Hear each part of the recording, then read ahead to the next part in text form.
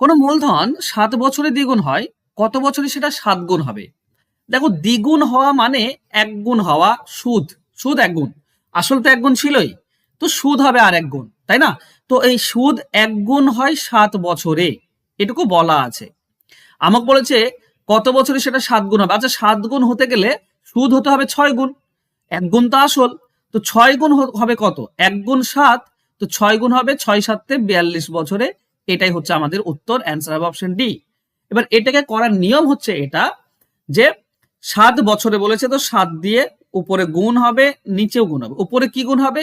না, যত গুণ এখন বলে চেয়েছে, 7 গুণ চেয়েছে, সেখান থেকে 1 গুণ বিয়োগ, আর আগে যত গুণ ছিল সেখান থেকেও 1 গুণ বিয়োগ, বাস তুমি অ্যান্সার পেয়ে যাবে। উপরে হবে 7 ইন্টু, দেখো উপরটা হবে 6 আর নিচেরটা 1, গুণ করলে 42ই হচ্ছে। এটাই হচ্ছে আমাদের উত্তর, অ্যান্সার হবে অপশন 42। আশা করছি বুঝতে পেরেছো। ভালো লাগলে অবশ্যই লাইক কমেন্ট শেয়ার করে দিও। ধন্যবাদ।